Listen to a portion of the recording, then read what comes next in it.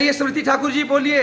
Good morning everyone, my name is Samriti Thakur and today we are learning and understanding about directive principle of state policy means राज्य नीति के निर्देशक सिद्धांत। तो जब आप किसी कैंडिडेट को वोट के लिए चुनते हो तो आप उसमें सबसे पहले क्या देखते हो, उसकी एजुकेशन, हिज पास्ट रिकॉर्ड्स और उसके क्रिमिनल रिकॉर्ड्स और एक और चीज़ देखते हो जिसको बोलते हैं manifesto. Manifesto is a kind of guideline, kind of promises जो करती है पार्टी आप लोगों से, जनता से। तो अगर वो पार्टी पावर में आती है तो अगर वो उन प्रोमिसेस को फुलफिल नहीं करती है तो आप लोग क्या कर सकते हैं? हाँ, आप लोग कुछ नहीं कर सकते हैं, क्योंकि इसमें हम पढ़ने वाले हैं फंडामेंटल राइट के बारे में और डायरेक्टिव प्रिंसिपल के बारे में। तो fundamental rights have been discussed in article 12 to 35 और directive principle have been discussed in Article 36 to 51. So directive principle have been adopted in our constitution from Irish constitution and if we concise the preamble to Indian constitution, अगर हम विस्तृत रूप में देखें तो हमारे Indian constitution के mainly 3 goals है, सोशल, इकोनॉमिक और पॉलिटिकल जस्टिस। अच्छा। तो हम लोग स्टार्ट करेंगे पहले डिफरेंस फंडामेंटल राइट और डायरेक्टिव प्रिंसिपल में। तो let's first begin with understanding the difference between fundamental right and directive principle. तो फंडामेंटल राइट का पहला डिफरेंस है, fundamental rights are negative rights. Means अगर आप लोगों को जस्टिस अचीव करना है, अगर आप लोगों को जस्टिस अचीव करना है तो फंडामेंटल राइट होता है कि आप लोगों को क्या चीज़ें नहीं करनी है। और directive principal is positive right. तो ये बोलता है कि अगर आपको जस्टिस चाहिए, अगर आपको जस्टिस अचीव करना है तो आपको क्या क्या चीज़ें करनी है उसके लिए। तो second one is they are more concern with political justice. Fundamental rights are more concern with political justice. ये राज्य नीति के लिए ज़्यादा चिंतित रहते हैं। और नहीं, आपने बोला ये क्या था, पॉलिटिकल जस्टिस बोला ना आपने। रुको, आपके लोग लेक्चर दे रहे हैं, आपको टफ भी हो सकता है, यहाँ पूछते हैं। आप बोलो बच्चों, राजनीतिक न्याय क्या होता है? बोल सकते हैं आप, गैस कर सकते हैं राजनीतिक न्याय क्या होता है? ये बोल रहे फंडामेंटल राइट का संबंध किससे है? Political justice. आप बोलो सर, आप बोल सकते हैं क्या होता है पॉलिटिकल जस्टिस? गैस तो करो, गलत क्या होगा? हाँ जी, गैस करने के लिए। हाँ, मैं अपना आइडिया लगाओ। पॉलिटिकल जस्टिस, राजनीतिक न्याय क्या होता है पता होना चाहिए वैसे। राजनीतिक न्याय जैसे इनका मैंने सुना ना, तो इन्होंने कहा मैनिफेस्टो मतलब जो हमसे वो वादा करते हैं, अगर वो वादे को पूरा कर रहे तो हमारे साथ वो न्याय कर रहे हैं, नहीं कर रहे तो अन्याय कर रहे हैं। शाबाश, बैठो। कौन बोलेगा भाई सिंपल शब्दों में राजनीतिक न्याय क्या होता है? आप बोलो बेटे, गैस करो। पॉलिटिकल जस्टिस क्या होती है? गैस करना है। पॉलिटिकल और जस्टिस दो चीज़ें हैं। आप बोलो भाई नेकी साहब, पॉलिटिकल जस्टिस क्या होती है आपके हिसाब से? आप सर, कौन बोलेगा भाई इन बच्चों में से पॉलिटिकल जस्टिस? बोल सकते हैं आप? पॉलिटिकल जस्टिस मतलब किसी को न्याय संविधान के अनुसार सबको समान अधिकार देंगे, सबको समान पदार्थ रिसोर्सेज डिवाइड करना उनके बीच में, वैसा कुछ। चलो कोई बात। देखो भाई बच्चों, पॉलिटिकल जस्टिस का मतलब होता है हर बंदे को अपनी ओपिनियन रखने का क्या मिलेगा? अधिकार। हर बंदे को अपनी पार्टी चुनने का, वोट देने का, सरकार की आलोचना करने का क्या मिलेगा? अधिकार। ध्यान से देखो तो आप जो फंडामेंटल राइट्स जो मैडम ने हमको बताया, बेसिकली वो भारत में लिबरल पॉलिटिकल जस्टिस की व्यवस्था करते हैं। वो क्या बोलती है? हर बंदा कानून के सामने बराबर है, सबको कानून की सुरक्षा है, सबको अपनी बात रखने की आज़ादी है, संपत्ति रखने की आज़ादी है, किसी के साथ कानून गलत नहीं करेगा, और कोई करेगा तो हम कोर्ट से हमें क्या मिलेगा? न्याय मिलेगा, सरकार पर रोक लगेगी। तो जो इन्होंने मैडम ने बहुत अच्छा बोला स्मृति ठाकुर जी ने कि जो फंडामेंटल राइट्स है वो भारत में राजनीतिक लोकतंत्र की स्थापना करने में कोशिश करते हैं। और राजनीतिक लोकतंत्र क्या चाहता है? राजनीतिक न्याय। हर बंदे को अपनी सोच रखने का, अपने लिए लड़ने का, बिना तलवार उठाए अधिकार मिलना चाहिए। शाबाश, आगे बोलो। शाबाश। Directive principle they are more concern with social and economical justice. Good. और number third is most important, number third is fundamental rights are justiciable. Means justiciable means कि अगर आप लोगों को वो पार्टी अगर वो पावर में आती है और वो आप लोगों की जो फुलफिल रिक्वायरमेंट कर नहीं रही है तो वो आप लोग कोर्ट में जा सकते हैं और वो उनके ये एक्शन ही करेंगे और आपके फंडामेंटल राइट को एनफोर्स करेंगे। लेकिन जो डायरेक्टिव प्रिंसिपल होता है, अगर आपकी जो स्टेट है वो उसका पालन नहीं कर रही है तो उसमें कोर्ट में भी कुछ नहीं कर सकते, क्योंकि वो चीज़ है जो आपको करनी है, तो ऐसा नहीं है कि नहीं करनी है। तो आपको कैसे पता चलता है कि डायरेक्टिव प्रिंसिपल नॉन जस्टिशिएबल है? तो आर्टिकल 37 की 3 कैरेक्टरिस्टिक है। पहला कैरेक्टरिस्टिक है कि directive principles are non enforceable. तो इस वाली कैरेक्टरिस्टिक से ऐसा लगता है कि सिर्फ फंडामेंटल राइट ही इंपॉर्टेंट है, डायरेक्टिव प्रिंसिपल इंपॉर्टेंट है ही नहीं, उसका कोई रोल ही नहीं, तो इसको हम क्यों अपनाएं या कुछ करें? देखो स्मृति, आप बहुत अच्छा बोल। देखो मेरे को कैसे क्लियर हुई, जो मेरे से मिस हो गई जब हम बता रहे थे। जो आर्टिकल 12 है ना, अगर आप पढ़ेंगे संविधान का आर्टिकल 12 और 13, 12 में बताया है कि फंडामेंटल राइट्स पूरे स्टेट में लागू होगा। ठीक है। और 13 में ये बोला है अगर सरकार कोई भी ऐसा कानून पास करेगी जो फंडामेंटल राइट के क्या होगा खिलाफ, तो उसको कोर्ट क्या कर देगा, खत्म कर देगा।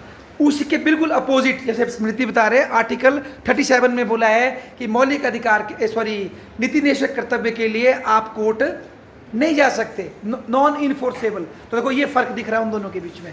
ये राज्य के ऊपर है कि वो उसको लागू करे, पर उसके लिए आप कोर्ट में जाकर के राज्य को तंग नहीं कर सकते। ऐसा तब कहा गया था जब संविधान का क्या हुआ था, निर्माण। ठीक है, आगे बोलो। शाबाश। सेकंड कैरेक्टरिस्टिक है जो हमारी कंट्री की जो गवर्नेंस जो शासन है उसके लिए डायरेक्टिव प्रिंसिपल इंपॉर्टेंट है, वो एक फंडामेंटल सोर्स है। तो नंबर 3 बोलता है कि स्टेट में जो अगर आपकी पार्टी कोई नया लॉ लाना चाहती है तो उसके लिए सबसे पहले उनको डायरेक्टिव प्रिंसिपल का ही पालन करना पड़ेगा, तब तक वो नया लॉ लागू नहीं कर सकते हैं। तो इन 3 कैरेक्टरिस्टिक्स को सुन के ऐसा लगता है कि ये 3 हमारे ऊपर एक मॉरल ऑब्लिगेशन है, हमारा नैतिक कर्तव्य है, लेकिन ऐसा नहीं है। जो इनके पीछे मेजर फोर्स है वो हम लोग हैं, यू एंड आई।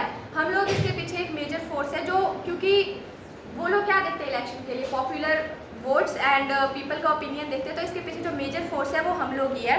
तो कोई भी गवर्नर टिकी होती है पॉपुलर वोट्स पे, तो डायरेक्टिव प्रिंसिपल फॉलो नहीं करेगी जब तक वो, तब तक उनकी जो पार्टी नहीं आएगी, अगर वो अच्छी पॉलिसीज नहीं लाएगी, अगर वो अच्छे से काम नहीं करेगी, तो उनके 5 साल बाद आने के चांसेस कम हो जाएंगे।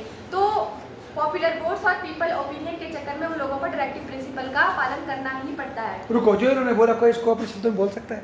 क्या बोल रहे हैं कि कोर्ट में तो नहीं जा सकते, पर उसके बावजूद भी ये लागू करने पड़ते सरकार को। इसके पीछे क्या है, क्या बोला इन्होंने, आप बता सकते हो, गैस कर सकते हो? कोई बोलेगा क्या बोला इन्होंने? ये बोल रहे हैं कि भाई ठीक है कोर्ट में नहीं जा सकते, पर अगर कोई अच्छी नीति नहीं बनाएगा, लोगों की भलाई के लिए नहीं बनाएगा, तो अगली बार वो वापस नहीं होगा, वो चुनाव हार जाएगा। तो इसलिए पार्टियां चुनाव जीतने के लिए, लोगों के समर्थन के लिए इन नीतियों को क्या करती है, फॉलो करती है। ऐसा बोल रही है। शाबाश बेटा, गुड। आगे बोलो। अब इन सब बातों से अभी तक जो कि अब इतना इम्पोर्टेंट है अगर डायरेक्टिव प्रिंसिपल, तो वो नॉन जस्टिशिएबल क्यों है, यहाँ पर ये क्वेश्चन भी उठता है। ब्यूटीफुल। रुको, कोई देगा इसका आंसर? सबके लिए ये कोई इनका ठेका नहीं है। जब हमारा संविधान बनाया गया 2 साल 11 महीने जितने भी दिन है ना, ये रट्टू तोते की तरह हम रट सकते हैं, रटो इसको, रटो और उल्टी करो। पर ये बताओ अब कि जब वो बना रहे थे संविधान, अंबेडकर जी ऐसे बहुत विद्वान बैठे हुए थे, उन्होंने मौलिक अधिकार तो दे दिए कोर्ट में जाने के लिए, कोर्ट में जाओ गेड़ा दो। जो लोगों के कल्याण के लिए जो स्कीमें थी उसके लिए बोला आप कोर्ट नहीं जा सकते। ऐसा अन्याय क्यों किया? मैडम आप बोलिए, हिंदी वाली लड़की गुड़िया, क्यों किया ऐसा? ऐसी स्कीमें जो ये बोलती है कि गरीब का भला करे, कोई गर्भवती लेडी को छुट्टी दे, सबको समान काम के लिए समान वेतन दे, सबको काम करने का रोजगार दे, उनको तो बोला कोर्ट में नहीं जा सकते। हाँ, कोई आपको कुछ बोलने से रोकेगा तो उसके लिए आप कहाँ जा सकते हैं? कोर्ट में। ऐसा भेदभाव क्यों किया होगा? What do you think? आपको क्या लगता है ऐसा क्यों किया होगा? अच्छा, अच्छी बात है, नहीं पता नहीं, बड़ी बड़ी बात है, इसे सीखता है आदमी। कोई और बोलेगा भाई, कोई तर्क देगा अपना, क्यों किया ऐसा उन्होंने? मौलिक अधिकारों को कोर्ट के लिए बना दिया, कोर्ट में जाने के लिए बना दिया, और नीति निदेशक सिद्धांत को कोर्ट में जाने की परमिशन नहीं दी। यस मैडम, आप कर सकती हैं गैस, क्या कारण रहा होगा, क्या सोचा होगा उन्होंने? यस मैम, आप जो है परे, यस, किसी के माइंड में है आइडिया, क्या सोचा होगा? पेन खा के भी बोल सकते हैं आप, आइडिया अच्छा होना चाहिए, हमें कोई फर्क नहीं पड़ता। बोलो, what do you think? Negi साहब, क्या लग रहा है आपको? थोड़ा हिलाओ इसको, ऊपर मारने में दिया है। बोलो भाई, क्या हुआ होगा, क्यों किया है ऐसा? कोई गैस करेगा?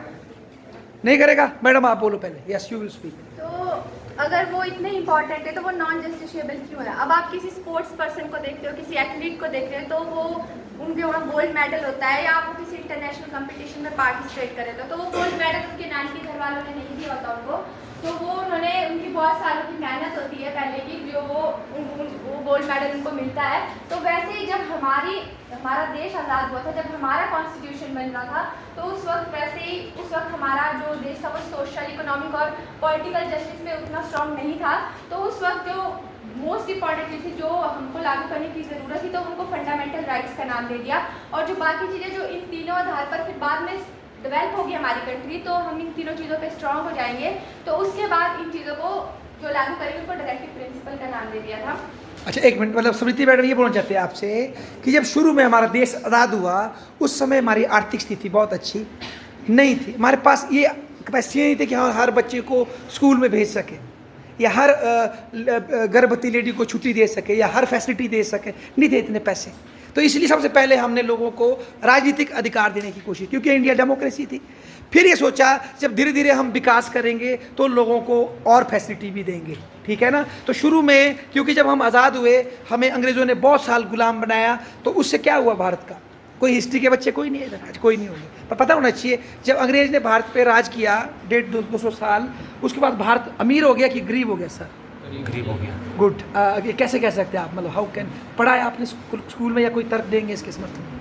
अंग्रेज आए वो भारत पर लूट मार करके चले गए। लूट मार, तलवार तलवार लाई थी उन्होंने, नहीं नहीं, फिर कैसे लूटा? वो जो यहाँ से कॉमन गुड्स लेते थे और ब्रिटेन में जाके उससे रिफाइंड अपनी मशीनरी के थ्रू क्रिएट करके यहाँ लाके बेचते थे, और उन्होंने बहुत सारी डिफोरेस्टेशन भी की। और यहाँ पर जैसे आप हिमाचल में देखेंगे टिम्बर वुड्स वगैरह अच्छा, जितने लकड़ियाँ काट के ले जाते थे यहाँ से ना, नहीं मनाली से। हटवा के वहाँ पर टिम्बर वुड लगाए जिन्होंने एनवायरनमेंट को भी बहुत डैमेज किया। नहीं, अच्छी बात है। देखो ये हमारे को उसकी थीम और समझा हमारी जो पूरी उस टाइम ओए, पे अश्विनी economy भाई। भी वो एग्रीकल्चर पे भी उस टाइम पे बहुत स्ट्रांगली डिपेंडेंट थी, और उनकी डिफॉरेस्टेशन की वजह से, क्लाइमेट चेंज की वजह से ज़्यादा एग्रीकल्चर ग्रोथ नहीं, ठीक है। आपने मतलब वही बात, एक दिन एक लड़की ने ऐसे किया था, शायद एग्जाम्पल दिया, पर कट्ठा पता क्या है, अगर इकोनॉमिक्स के बच्चे बैठे, तुम दोनों बोलो भाई, महात्मा गांधी के दो बताओ हैं, हंसी जा रहे। अच्छा देखो भाई, एक महान विद्वान हुए हमारे देश में, कांग्रेस पार्टी के नेता थे वो, उनको बोलते थे grand old man of India. क्या नाम था बताओ?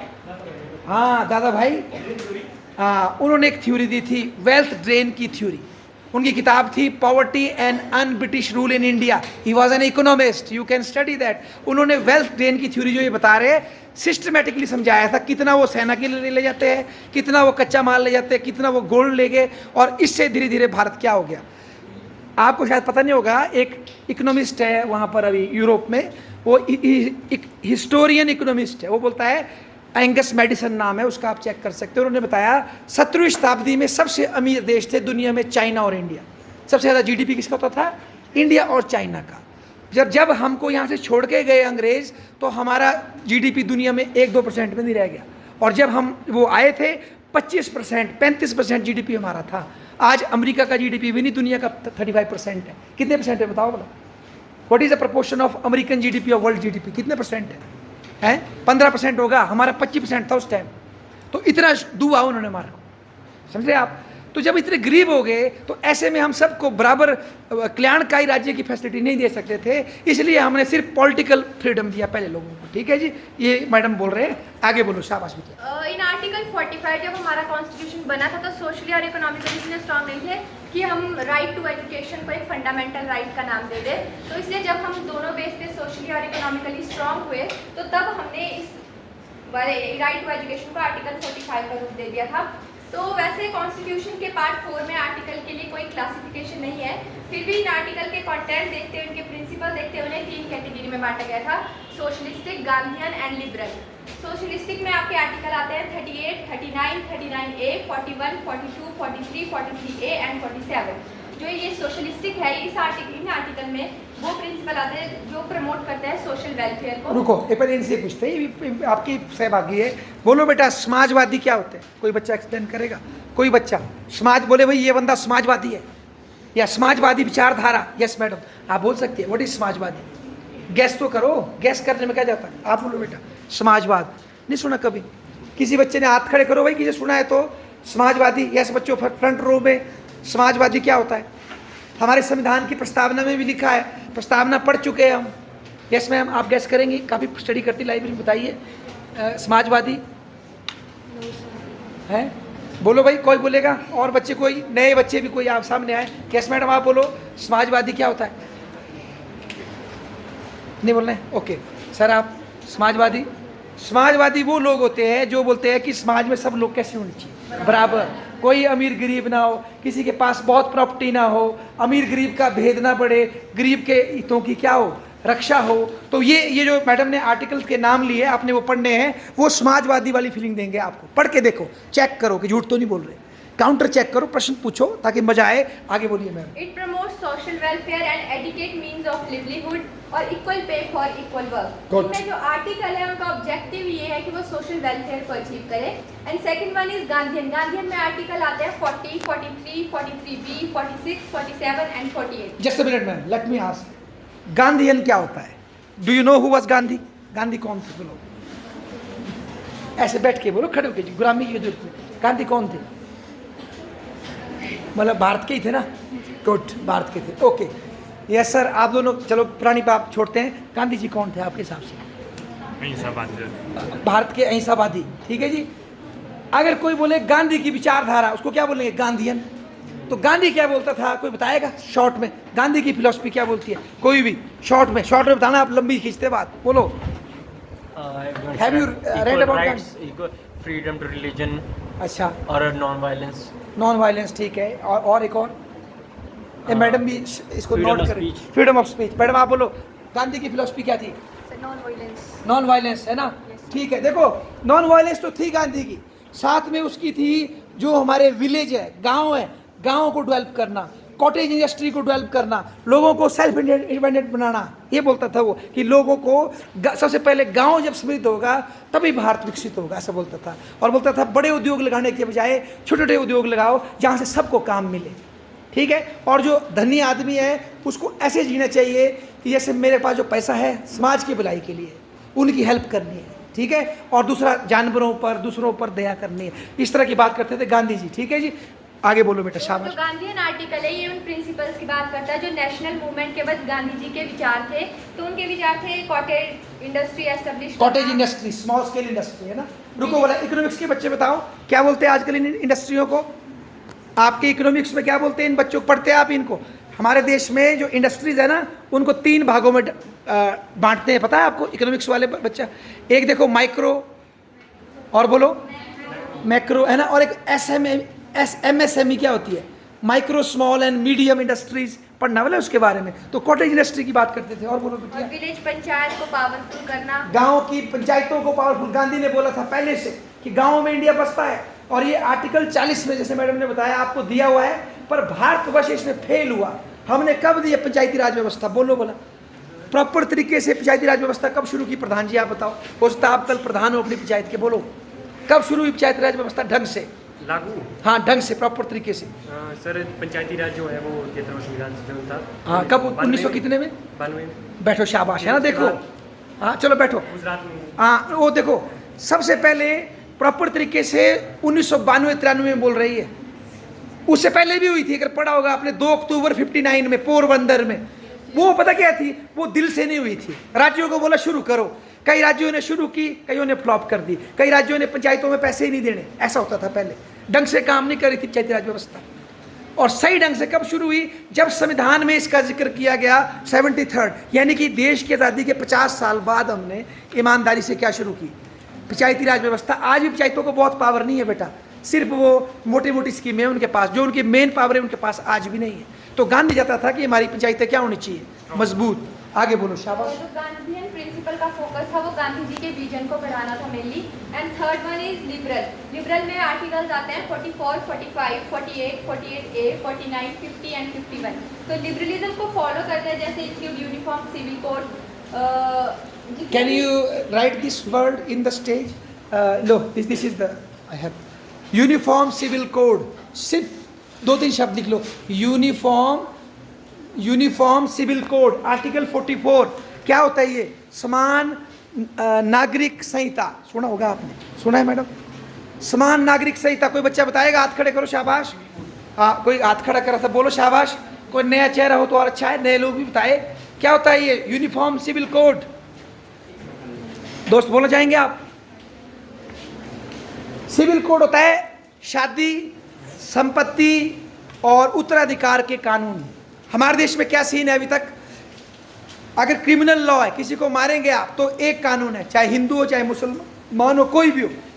पर जब शादी, ब्याह, संपत्ति की बात आती है तो हिंदुओं के अलग कानून है, मुसलमान के अलग है और क्रिश्चियन के अलग है। तभी आए दिन सुनते होंगे आप ट्रिपल तलाक हो गया, जो कि आज के ज़माने में अच्छी बात नहीं है कि कोई बंदा फ़ोन पे ही अपनी पत्नी को क्या दे दे, तलाक। तो ये क्यों चल रहा है ये ड्रामा? क्योंकि हमने यूनिफॉर्म सिविल कोड को लागू नहीं किया। क्योंकि यूनिफॉर्म सिविल कोड बोलता है हर लड़की, चाहे उसका नाम क्या नाम है आपका, है मोनिका दुग्गल हो, शवाना आजमी हो, या कोई और कोई पंजाबी नाम लो, कोई भी जस्सी हो, ठीक है जी, या कोई सूजन हो, सबके साथ समान न्याय मिलना चाहिए। ऐसा नहीं है कि एक तो लड़की लड़का बराबर है और एक जगह एक बंदा जो है 3 शादी कर रहा है। 4 कर रहा है, जबकि सही मायनों में एक औरत और मर्द की एक ही शादी होनी चाहिए एट ए टाइम, क्योंकि वो दोनों क्या हैं, बराबर। समझ रहे आप? तो ये बोलता है ये यूनिफॉर्म सिविल कोड, पढ़ो इसके बारे में, आगे बोलो मैडम। जितने भी एनवायरमेंट प्रोटेक्शन एक्ट है, जैसे water pollution act, forest act, इनका आइडिया भी इसी वाले आर्टिकल से आया था। तो शाबाश। Also article 51 is important for international peace and international security. Thank you so much. ताली बजाओ इनके लिए, शाबाश। Please sit down. देखो भाई, ये आर्टिकल 51 में मैडम ने क्या बताया हमारे को, इसमें बोला है कि इंडियन स्टेट कोशिश करेगा वर्ल्ड लेवल पर बिना लड़ाई किए शांतिपूर्ण तरीके से झगड़ों को क्या करेगा, सॉल्व करेगा। तो एक देखो वर्ल्ड लेवल पे पीस स्थापित करने की बात की, इसके लिए हमारे जो पहले प्राइम मिनिस्टर थे उनका नाम क्या था बताओ? यस, उन्होंने जब देश आज़ाद हुआ कोल्ड वॉर के दौरान, जब दुनिया में 2 धड़े बन गए थे, या तो हमारी तरफ आओ या उधर जाओ, बीच में नहीं बच सकते आप। उन्होंने एक आंदोलन शुरू किया इंटरनेशनल लेवल पे, जिसने इंटरनेशनल लेवल पे शांति की कोशिश की। क्या कोई बच्चा, क्या कोई चुन्नू मुन्नू बताएगा कौन सा आंदोलन था? Yes please tell. सुना है आपने कौन सा आंदोलन था वो इंटरनेशनल लेवल पर? बोलो। हाँ यस मैडम ठीक बोल रहे, गुट निरपेक्ष आंदोलन, नॉन अलाइनमेंट मूवमेंट। देखो बोला क्या थी ये, गुट निरपेक्ष आंदोलन। तब तक मैं इन मैडम का टेक लेता हूँ। हाँ बोलो बेटा, थोड़ा सा बताओ क्या होता है गुट निरपेक्ष आंदोलन? इसमें भारत के साथ मिलकर और देशों के लोगों ने बनाया था कि हम ना तो पूंजीवाद का समर्थन करेंगे ना ही समाजवाद का। अच्छा, ना तो हम पूंजीवाद का समर्थन करेंगे, ना ही तो हम क्या करेंगे, अकेले बैठेंगे?